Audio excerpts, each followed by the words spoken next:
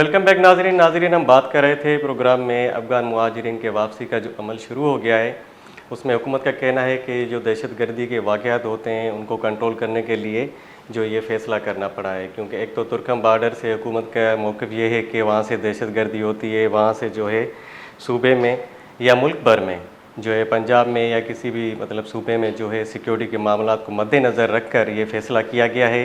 और दूसरी तरफ जो कई दहाइयों से अफ़गान मुहाजिरीन यहाँ पे ज़िंदगी बसर कर रहे हैं, उनको वापस भेजा जा रहा है।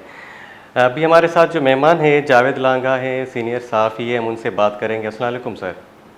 वालेकुम सलाम।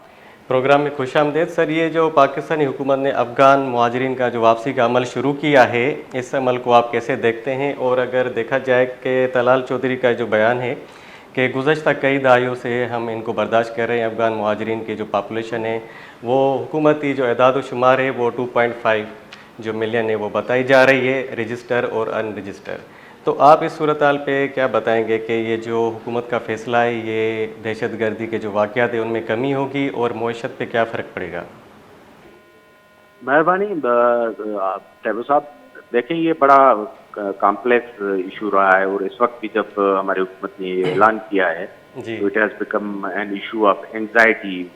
उसकी वजह ये है कि ये एक तारीखी इशू रहा है। सही।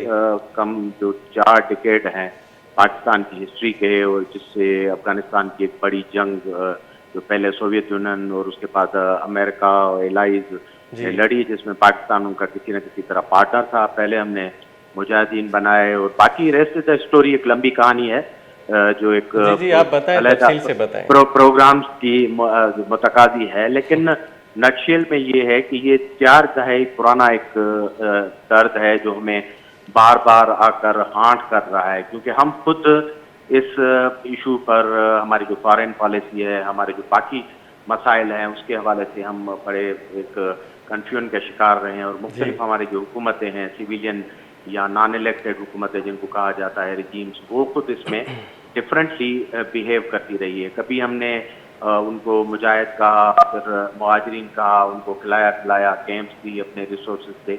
हालांकि हमारे मुल्क में उनकी मौजूद की वजह से बहुत बड़े डेमोग्राफिक मसाइल, इकानमी के मसाइल, ख़ासतौर पर बलूचिस्तान और सिंध का जो कैपिटल है कराची, उसमें बहुत सारे इस तरह के इश्यूज और मकामी आबादी के दरमियान जो क्लेशेस वो देखे गए।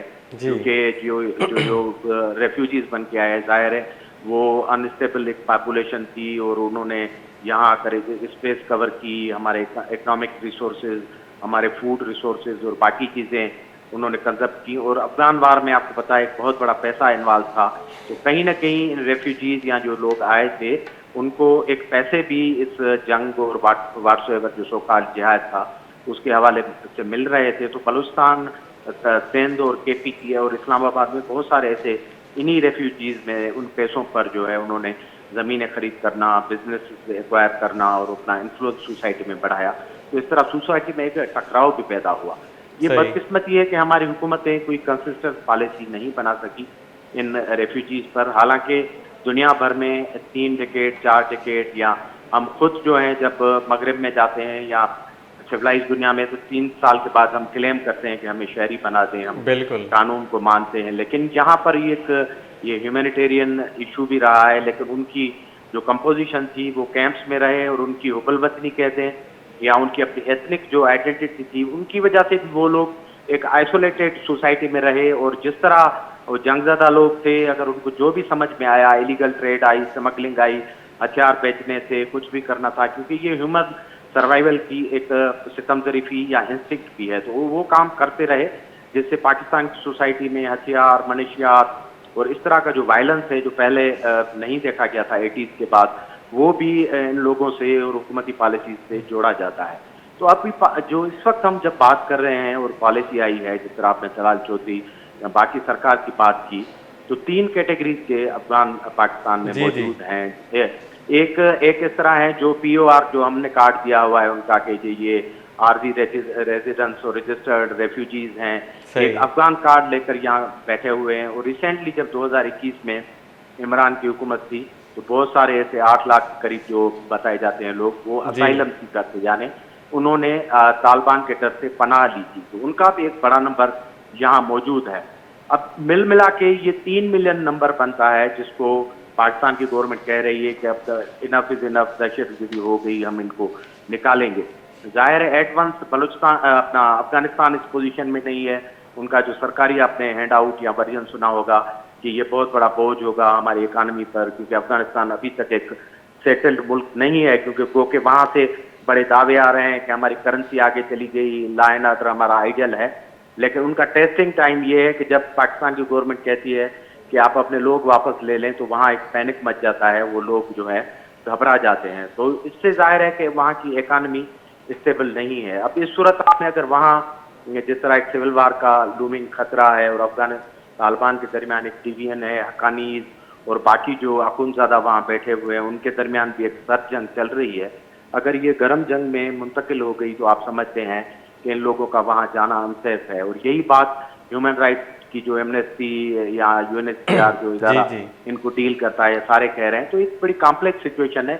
लेकिन पाकिस्तान का इस वक्त जो इशू है वाकई एक रियलिटी है कि एक ऐसी पॉपुलेशन जो अनडॉक्यूमेंटेड है, जो पाकिस्तान के कंट्रोल में नहीं, जिनके सेंटीमेंट अफगानिस्तान से जुड़े हुए हैं और बाकी चीज़ें जुड़े हुए हैं, उनको किस तरह वो इस सूरत हाल में रिटेन कर पाए। तो हम तो बिटवीन डेविल और डीप सी हैं। अफगानिस्तान हमारा पड़ोसी है, उसके मसाइल हमें हांट करते हैं, हमारी मुदाखलतें, हमारी ख्वाहिशें उनको हांट करती हैं। तो इस तरह का ये कॉम्प्लेक्स इशू है, ये उभरता है, फिर ये डिफ्यूज़ हो जाता है, फिर अपीलें आ जाती हैं। तो बड़ा दिलचस्प किस्म का मामला है ये। अच्छा जावेद साहब, ये 2016 में पाकिस्तान ने जो नेशनल एक्शन प्लान के तहत लाखों अफगानी जो हैं वो वापस भेज दिए, उसके बाद अगर देखा जाए तो ह्यूमैनिटेरियन लॉ को अगर देखें या इंटरनेशनल लॉ को, तो वो बाहर के ममालिक में भी ऐसी डिपोर्टेशन के होते हैं, यूरोप में होते हैं, अमेरिका में होते हैं, ट्रंप का दौर हो या ओबामा का दौर हो, बाइडन का दौर हो। लेकिन जहाँ पे जब मसला पाकिस्तान का होता है, जब पाकिस्तान ने इंटरनल सिक्योरिटी को देख के या सिक्योरिटी इश्यूज़ को देख के ये फैसला करता है, तो फिर ह्यूमन राइट वायलेशन कहाँ से आ जाती है कि ह्यूमन राइट्स वायलेशन की बात होती है कि इनको वापस नहीं भेजा जाए। अच्छा, सवाल ये है कि फिर कौन सा सूबा है जो इनको बर्दाश्त करेगा, जो अफगान मुहाजिरीन का जो है लोड है पॉपुलेशन का, जो आप कह रहे हैं कि आइसोलेटेड पॉपुलेशन है, वो कौन सा सूबा बर्दाश्त करेगा? देखें आसिफ साहब, दुनिया जो है ना वो एक इंटरनेशनल जो पैरामीटर सेट्स हैं ह्यूमन राइट्स के या रेफ्यूजीज के या इंसानों के साथ डील करने के जो कन्वेंशन है इंटरनेशनल, उनको यार्ड स्टिक बना के सारी चीज़ों को देखती है। वो नहीं देखती कि ये अफगानी रेफ्यूजीज हैं, लेबनानीज हैं या अरेबियन है या कोई लिबियन उससे कॉन्फ्लिक्ट से आए हुए लोग हैं, मिडिल ईस्ट के लोग हैं। वो पैरामीटर्स होते हैं, उनको देख रहे हैं। असल तो अलमिया हमारा है ना, हम ये है कि कभी तो इनको अपनी महबूबा की तरह जो है वो रखते हैं, खिलाते हैं, पिलाते हैं, इनको घुमाते हैं। हमारे नेशनल मीडिया, हमारे कौमी टीवी चैनल्स, इनके लिए जो है वो खुले हुए होते हैं मुज़ाकरात, और उनको दुनिया का मजलूम तरीन जो शख्स, खिता या तबका, हम उनको कम्युनिटी करार देते हैं, उनके लिए शायरी करते हैं, उनके लिए राग, उनके लिए गाने और उनके लिए तराने। और हमें अचानक याद आता है कि यार हमारी सिक्योरिटी के लिए लोग खतरा हैं, तो हम डंडे लेकर इनको लाते मार कर निकालना चाहते हैं। तो सिविलाइज्ड वर्ल्ड या सेनर वर्ल्ड या जो सेटल्ड कंट्रीज होती हैं, जिनकी फॉरेन पॉलिसी या जिनकी कैलकुलेशन होती है, वो इस तरह बिहेव नहीं करते। अफगान रेफ्यूजीज का जो प्रॉब्लम है वो आधे से ज़्यादा हमारा होम ग्रोन प्रॉब्लम है, क्योंकि हमने इनको पहले उस जंगों में इस्तेमाल किया है, इनको हमने बिठाया, हमने केस सेटल किया, पूरी दुनिया को दिखाया कि रूस इन पर जुल्म कर रहा है, इनके मुल्क पर कब्जा है, हमने इनको बिठाया हुआ है।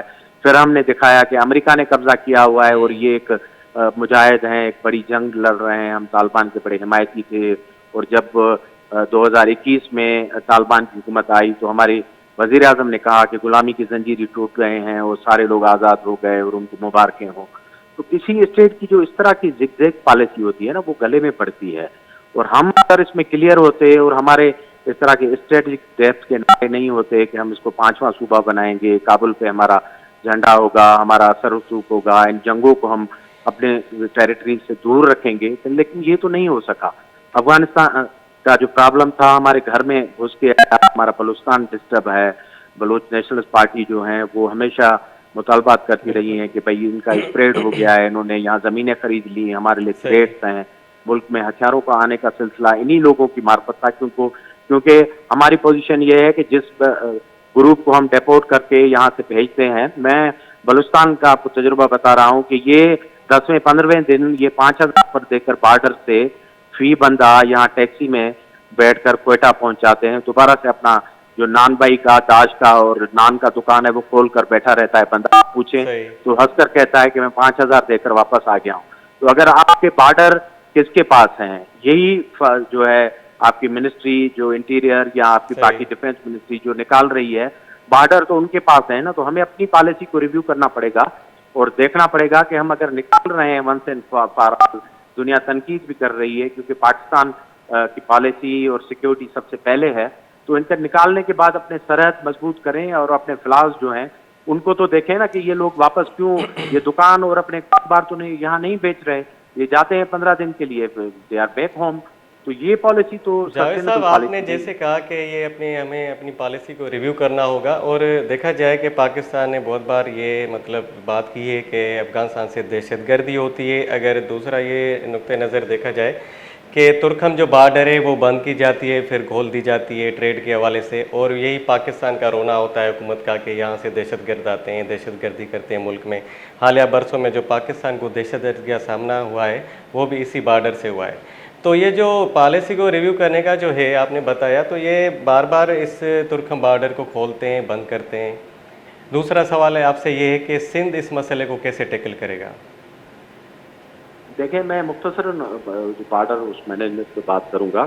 मैं देखें पॉलिसी इत्तला की जब बात कर रहा हूँ जी। आपको याद होगा 3 साल पुरानी बात है कि यहाँ पर आज जो तालिबान का इशू है, हम जिसके लिए हमने नए जो है फितना खवारिज के खिलाफ जंगें शुरू की हुई हैं और जिनके खिलाफ हम बरसरे बेकार हैं, हमारे जो है नेशनल एक्शन प्लान 2 आ रहा है। तो ये लोग 3 साल पहले हमारी हुकूमत और हमारी इन्हीं एजेंसीज ने वहाँ काबुल में जाकर मुआहदे करके जो लोग उनके जेलों में बंद थे 30-40 हज़ार खानदानों को आप लेकर आए हैं, लोगों को नहीं, खानदानों को आपने यहाँ सेटल किया खानदानों को, बिल्कुल, कि भाई ये अच्छे लोग हैं, ये हमारे साथ रहेंगे और हमारे मेन स्ट्रीम का हिस्सा बन जाएंगे, ये होगा। वही चीज़ आपकी काउंटर प्रोडक्ट बनी आपके लिए। वो लोग अब केपी में और पूरे मुल्क में आपकी अनरेस्ट फैला रही है। तो इतनी शॉर्ट साइटेडनेस और कोताह नजरी अगर किसी पॉलिसी में हो तो फिर आप क्या बात कर सकते हैं। मुल्क और कौमें तो 100 साल की आगे देखकर पॉलिसीज बनाती हैं। पड़ोसियों के साथ एक मुस्तहकम और मुस्तकिल एक पॉलिसी होती है जिस पर अमल पैरा होते हैं अपना नेशनल इंटरेस्ट देखकर। तो हमारी ये पॉलिसी के जो जिक्र है ना, ये हमें हमेशा हांट करते हैं। सिंध क्योंकि अगेन सिंध का शहर कैपिटल है, कराची बड़ा मुतासर रहा है रेफ्यूजीज के इन्फ्लक्स से। वहाँ एथनिक और डेमोग्राफिक एक बड़ा चैलेंज रहा है सिंध को। और आपको पता है कई मरतबा इस तरह के स्लोगन्स भी आते रहे हैं कि पश्तून का सबसे बड़ा जो शहर है वो कराची है। जाहिर है वो इसलिए कि अफगान रेफ्यूजीज का बहुत बड़ा इन्फ्लक्स आया है, उन्होंने इंटरेस्ट डेवलप कर लिए हैं वहाँ, सारी चीज़ें हैं। सिंध गवर्नमेंट तो सालों से, सदियों से चिल्लाती रही है, लेकिन आपको पता है कि पाकिस्तान की फॉरेन पॉलिसी, नेबर्स के साथ ताल्लुकात, इंडिया के साथ क्या करना है, ईरान के साथ क्या करना है, अफगानिस्तान के साथ क्या होना है, ये किसी भी फेडरल जो इलेक्टेड गवर्नमेंट या जो सिविलियन आपकी प्रोविंशियल गवर्नमेंट होती है उसके जो है बस का सब्जेक्ट नहीं होता, कहीं और से कंट्रोल होता है। तो अगर सीरियस निकालनी है हुकूमत को, सिंध हुकूमत तो ये हमेशा से कहती रही है, ये हमारी फेडरल गवर्नमेंट को करना है कि आपको अपने बड़े शहर लाहौर, इस्लामाबाद, रावलपिंडी, पेशावर, क्वेटा और कराची सबसे अबोव ऑल, इनको अगर इन रेफ्यूजीज से, इलीगल इमिग्रेंट से खाली करना है तो आपको एक रुथलेस पॉलिसी बनानी पड़ेगी और अपना नेशनल इंटरेस्ट देखकर उस पर अमल पैरा होना पड़ेगा और अपने बॉर्डर मजबूत करने पड़ेंगे। ये नहीं है कि आज कराची से आप उन सारा इलीगल नंबर को निकालें और 3 हफ्तों के बाद वो डॉलर देकर, पैसे देकर इन्हीं रास्तों से दोबारा से कराची पहुंच जाएं। तो ये पॉलिसी तो फिर एक चेन रिएक्शन होगा और आपके लिए मुसीबत नहीं पैदा करेगा, आप इसको फेस नहीं कर सकते। जावेद साहब, ये तो 2016 में पाकिस्तान ने जो नेशनल एक्शन प्लान बनाया उसके बाद जाके ये डेवलपमेंट हुई है, लेकिन माजी में देखा जाए तो नेशनल पार्टियाँ जो थी, कॉम्प्रेस जो हमारे, वो तो कई दहाई से कहते हैं कि ये अफगान पनाहगीरों को निकाला जाए, पश्तूनों को, क्योंकि ये दहशतगर्दी का बायस बनते हैं। माजी में नादरा जो है वो इनको कार्ड बनाने की सहूलत भी फराम करता रहा है। तो रियासत जो है अब जाके 2016 में इनकी आंखें खुली हैं कि नेशनल एक्शन प्लान के तहत इन्होंने डिसीजन लिया, लेकिन हमारे जो कॉम्परस थे रहनमा, जो पाकिस्तान के जो कॉम्परस तहरीक हैं, उन्होंने तो ये पहले ही आवाज़ उठाई थी कि अफगान मुहाजिरीन को वापस भेजा जाए, इससे मुल्क के हालात बेहतर होंगे। बिल्कुल आप सही कह रहे हैं ना, मैं यही अर्ज कर रहा हूँ कि हमारी जो पॉलिसी है ना उसमें कंसिस्टेंसी नहीं है, फ्लैक्चुएशन है। हम इन सारे लोगों को अपना स्ट्रेटेजिक असेट यानी तुजवराती असासा समझ के रहे, इनको इस्तेमाल करते रहे और इनकी पेनिट्रेशन इतनी हुई कि हमारे जो इदारे हैं, हमारे खास इदारे हैं, हमारे कैंटोनमेंट्स हैं, वहां तक रसाई हुई और बाद में ये प्रूवन है जब जेआईटीज बैठी हैं या इन्वेस्टिगेशन हुई है तो ये जितने हमले हुए हैं हमारे कैंट्स के अंदर मुख्तलिफ जगहों पे, हसास इंस्टॉलेशन पे, ये वहां तक लोग इनकी रेकी और इंटेलिजेंस पहुंची है। यानी समझे कि हमने इनको एक जो स्पेस दिया हुआ था, जब तो हमारे खिलाफ वो इस्तेमाल हुए तो वहां तक ये पहुंच गए। तो ये हमारी पॉलिसी फिलहाल है, इसको once and for all address करना पड़ेगा।